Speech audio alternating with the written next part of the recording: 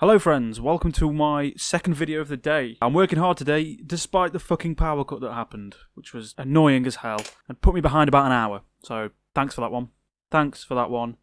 World, you piece of shit. Right, okay, so it's E3. I've already done my Microsoft reaction. Their conference happened last night at 10 o'clock. Now is time for Bethesda, my reaction to Bethesda's E3 conference, which happened at 5 AM in the morning, which is why I'm feeling a little bit cranky, a little bit annoyed by the power cut and everything, but let's get through this. This is about video games, it's about fun. So, Bethesda, what did they have in store for us? Well, it was kind of a weird little conference, this one. Typically, these conferences are about an hour, hour and a half, but Bethesda went for 40 minutes, which is alarmingly short at first, but I'll get to that in a minute. So the conference started with a really nice insight into the Bethesda family, making the publisher seem all about family by getting the different developers' kids in to explain what their parent does. Very nice, very endearing, kind of gave you a rough idea of the kind of company that Bethesda is and their values, which was quite sweet, quite beautiful, and you know, I really like Bethesda for doing that. It made them seem more human than the larger publishers like your EAs and your Ubisofts.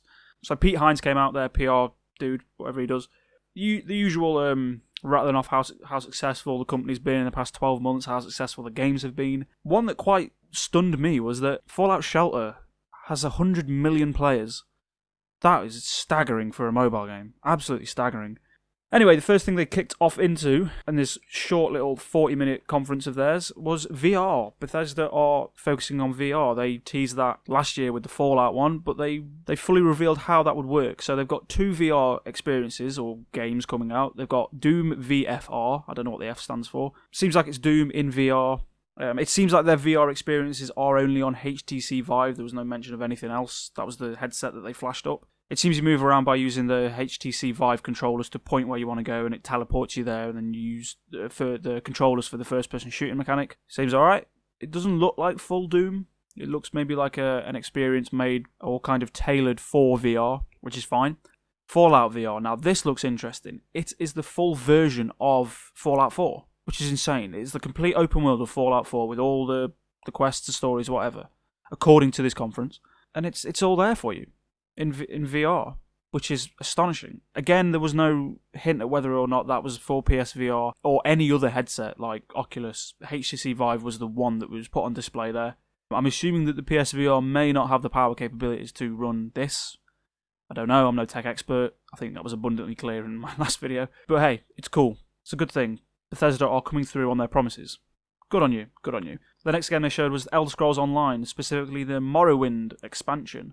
And I don't have any opinion on that, because I genuinely don't give a shit. Sorry. I don't care. Moving on. So Bethesda are doing this thing called the Creation Club. Now, this is quite cool. So in Skyrim, the Remastered Edition and Fallout 4, they brought into it mods that are normally kept to just the PC version of the games, but Bethesda acknowledged that mods were a huge part of their community and brought it over to consoles. Now what they're doing with Creation Club is a system of curated mods that are developed by Bethesda outside developers and top modders within the community. You can buy these mods with points that you can earn or something. I didn't fully understand how the point system worked, but I like this idea of them embracing that community further. They're listening to their fans, listening to what the fans want from them, and acting upon that. What more can you ask for from a game publisher? So they've got a card game coming out, Elder Scrolls Legends. It's a strategy card game. Heroes of Skyrim is the subtitle, I think. Yeah, it's out on the 29th of June. Card game. It's not Gwent, is it? But nah, it's there. We finally got some details about Skyrim for Switch. It is happening. It isn't just some kind of bullshit that Nintendo spun. It's there. It's real. It's nice to have confirmation from the people that actually made it. Interestingly, they are working in motion control. So they showed a bit where you are firing arrows with the 2 Joy-Cons. I don't know how that is going to go down, really. When I initially saw that, I thought, great, it's just another stupid gimmick forced into it by Nintendo. They also showed some Dishonored 2 DLC. It's called The Death of the Outsider. More Dishonored 2 with different characters. It's out on the 15th of September. That's literally all I can say on that, because I haven't played Dishonored 2. But, you know, good on them, I suppose. Another thing Bethesda brought up, which a lot of the other conferences are bringing up also, is esports, because apparently that's like the big thing this year. Both EA and Microsoft did something about esports, and Bethesda is no different. They are parading Quake Champions as their esports megalith. claiming Quake to be the original esports. And I say fair play to him, esports is a growing thing. It's time to get in on that now rather than later. And I think you're going to see some version of esports in probably all the conferences this year, as it is continuing to grow and continuing to rake in an astonishing amount of money. So that is 1, 2, 3, 4, 5, 6, 7. That's 7 games. They did 7 games in pretty quick succession on it with this Bethesda conference. Because what they did is they gave a tour around the Bethesda land, the map on the invite that they sent out. They went around that and showed off what was happening. Now, if you noticed on the invite, there's 2 areas on that invite where it said under construction. And this is where Bethesda upped the ante with their conference a little bit. So the first game under construction in the Bethesda land was Evil Within 2. And my god, does that game look creepy as all shit. It looks really good.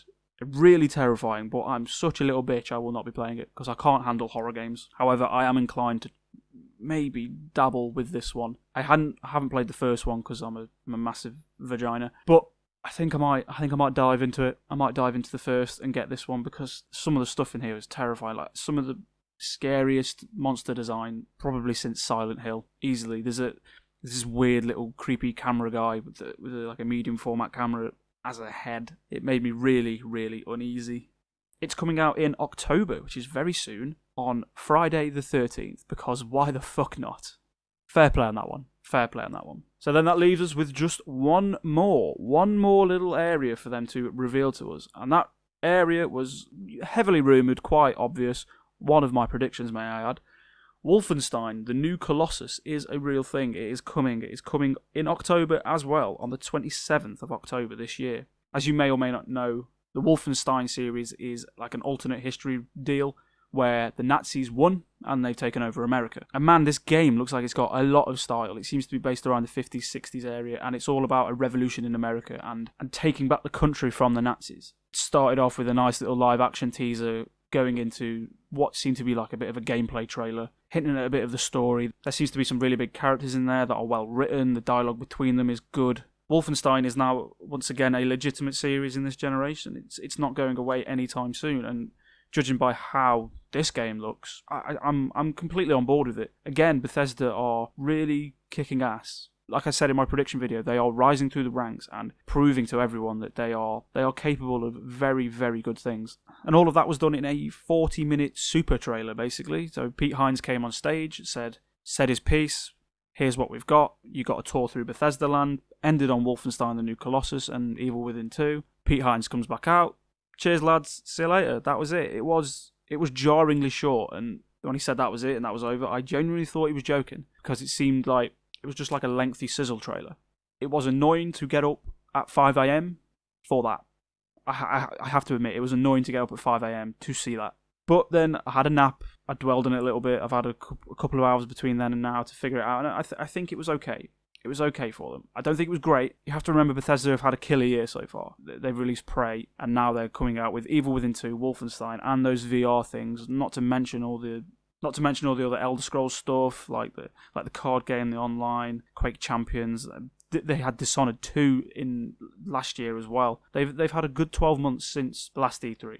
I think what they've done as well, in the same vein that Microsoft did, is take a hint from PlayStation last year by just doing game, because that worked so well for PlayStation in 2016. I feel like it was a little bit shallow though. There wasn't a lot of detail in it. This conference felt like an intro for something that never came. But in their defense, they did something that not a lot do. They stripped away the fat. They cut all the bullshit out to just say, here's the games we've got, have them, and then go fuck yourself. That's it. That's all they did. For example, EA Play on Saturday, they only showed 7 games, and their showing was an hour and a half, and it was piss boring. Bethesda showed 9 games in 40 minutes and got me excited for a lot of them.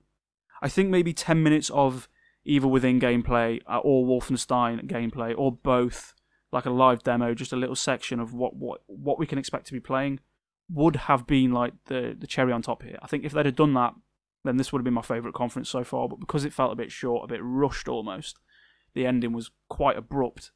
I can't put it above Microsoft. I can't, because I think Microsoft's length and detail just edged Bethesda out a little bit. But that doesn't take away anything from what they showed. It was strong. Yes, it was short, and it did lack a little detail, but at least it wasn't awkward. It wasn't It wasn't forced. It didn't feel contrived or anything like that. It was good. It was good. It was strong. It was, here's the games. Go buy them now.